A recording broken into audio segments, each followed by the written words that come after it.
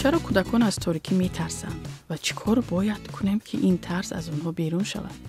سلام بر هموطنان عزیزم در سرتاسر تاجیکستانی عزیز. سرویناز سفروا هستم، روانشناس تاجیک، و این نوبت میخواهم با شما درباره ترس کودکان از تاریکی صحبت کنم.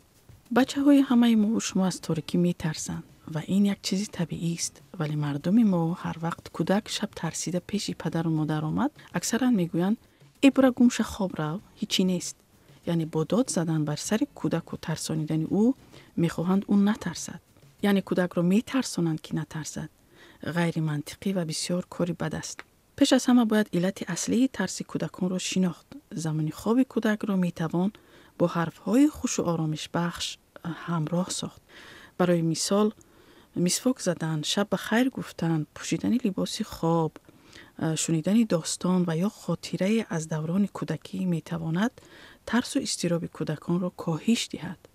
با روشن نگه داشتن یک چراغ کم نور یا چراغ خواب میتوان اتاق کودک را اندکی روشن نگه داشت تا در تاریکی محض نباشد.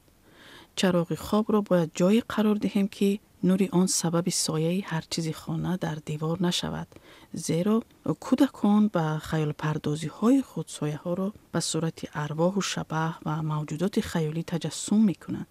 استفاده از یک چراغ کوچک که کودک آن را زیر بالش خود بگذارد به او آرامش می دهد.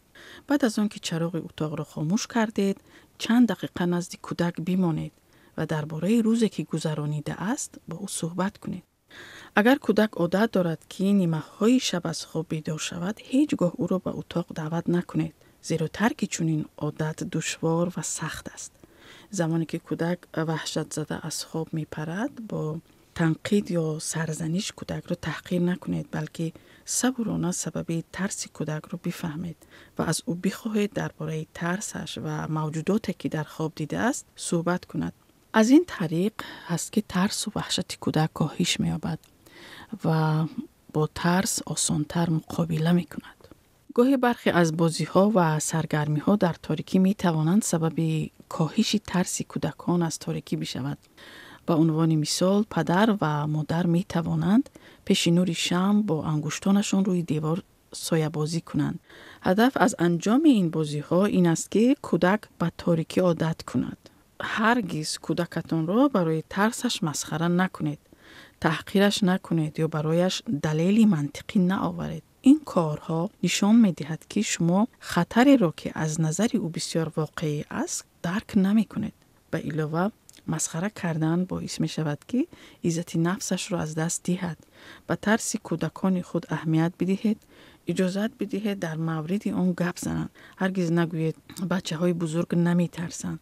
سعی کنید با تصورات او پیش بروید. یعنی اگر اسراری دارد که یک غول در درون شکف لباس پنهان است، شکف را باز کنید و آن را بگردید. حتی می توانید یکی از لختک‌هایش را به عنوان محافظ یا تلخرنیتل انتخاب کنید. یا با کودکتان جمله‌های خاص یاد بدهید که با آن غول را ناپدید کند.